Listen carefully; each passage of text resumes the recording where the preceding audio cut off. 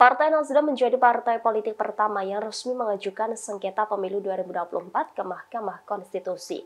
Padahal sebelumnya Ketua Umum Surya Paloh yang menyatakan menerima hasil pemilu dan mengucapkan selamat kepada pasangan calon presiden dan wakil presiden Prabowo Gibran. Melansir situs resmi MKRI, Partai Nasdem mendaftarkan dua permohonan perselisihan hasil pemilihan umum atau PHPU. Permohonan pertama terdata di MK jenis Pileg untuk Provinsi Maluku Utara, masuk pada Jumat 22 Maret pukul 23:49 waktu Indonesia Barat. Nasdem melampirkan surat permohonan, surat kuasa pemohon, KTP atas nama Ketua Umum Partai Nasdem Surya Paloh dan Sekjen Partai Nasdem Hermawi Taslim serta sejumlah alat bukti. Dalam permohonan ini Nasdem menunjuk 3 kuasa hukum yaitu Reginaldo Sultan, Adriansyah R. Tahir, dan Ucok Edison Marpaung. Sementara itu permohonan PHPU kedua ini terdata di Kepaniteraan MK pada Sabtu 23 Maret pukul 00:14 waktu Indonesia Barat. Gugatan Nasdem yang kedua ini untuk Pileg dari Provinsi Papua Barat Daya. Dalam gugatan ini Nasdem menunjuk kuasa hukum yang berbeda yaitu Muhammad Rizal dan Muhammad Irfan. Sebelumnya, Partai Nasdem mengungkapkan akan mendaftarkan sendiri sengketa perselisihan hasil pemilu di Mahkamah Konstitusi. Hal ini diungkap oleh Sekretaris Jenderal Partai Nasdem Hermawi Taslim. Nasdem, kata Hermawi, juga terlibat dalam pengajuan sengketa hasil pemilu di MK yang diajukan Tim Nasional Anies Baswedan Muhaimin Iskandar di MK yang telah didaftarkan pada Kamis pagi. Dalam tim tersebut, Nasdem juga mengerahkan dukungan dan menugaskan 12 pengacara untuk sengketa hasil Pilpres 2024. Soal sikap Surya Paloh terkait hasil pemilu, Hermawi menyebut hal itu tidak serta-merta membuat Nasdem berdiam atas kasus-kasus yang menjadi sorotan.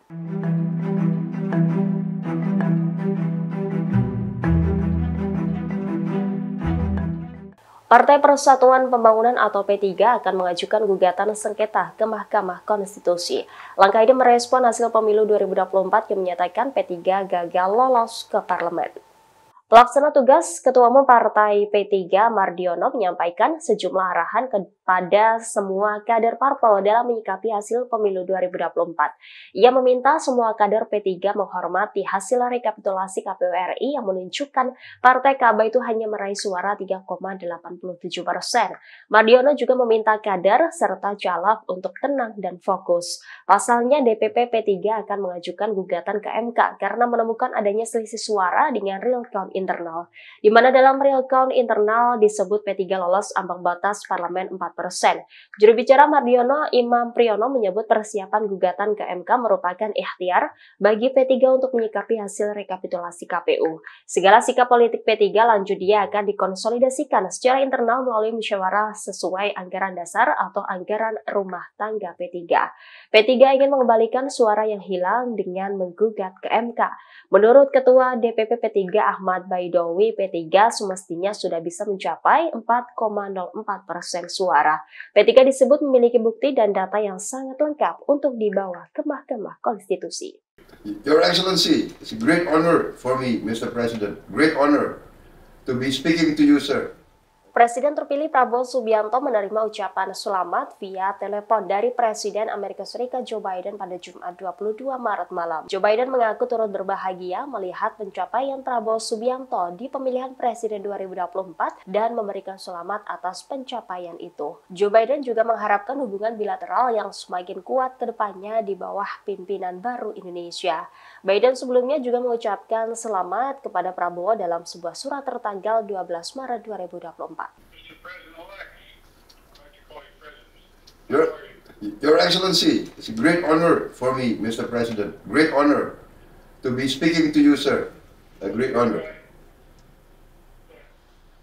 I'm really happy to see the significant win you had, and it's a pleasure to congratulate you on your electoral victory by expanding our cooperation on issues like trade, investment, health cooperation, and respect for human rights, a whole range of things.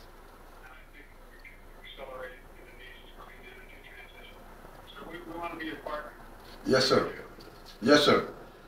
And so I really will work to enhance our friendship, our cooperation, and I really feel really honored that I'm speaking to the President of the United States, and actually I'm a great admirer of you, sir, I followed your career a long time.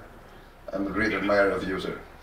We have a lot of responsibility, particularly in the Pacific and throughout the region.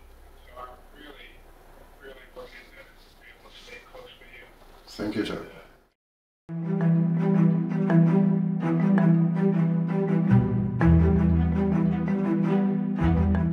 Pengamat militer Koni Rahakundini Bakri meralat pernyataannya soal polisi punya akses Sirekap. Ia memberikan klarifikasinya terkait pernyataannya yang kini menjadi viral dan berujung dipolisikan.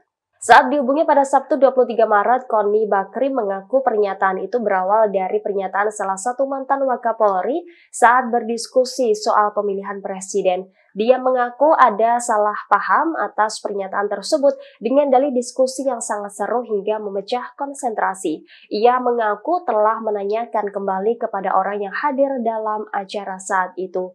Koni pun telah meralat pernyataan tersebut dan meminta maaf telah membuat kegaduhan. Koni mengatakan statement tersebut berasal dari staf Wakapolri yang menyebut bahwa Polres mengisi real count ke sebuah aplikasi yang hanya bisa diakses oleh atasan mereka. Untuk itu dia meralat pernyataan sebelumnya dan menegaskan pernyataan itu bukan mengenai Sirekap melainkan aplikasi khusus Polri. Download Tribun X sekarang, menghadirkan lokal menjadi Indonesia.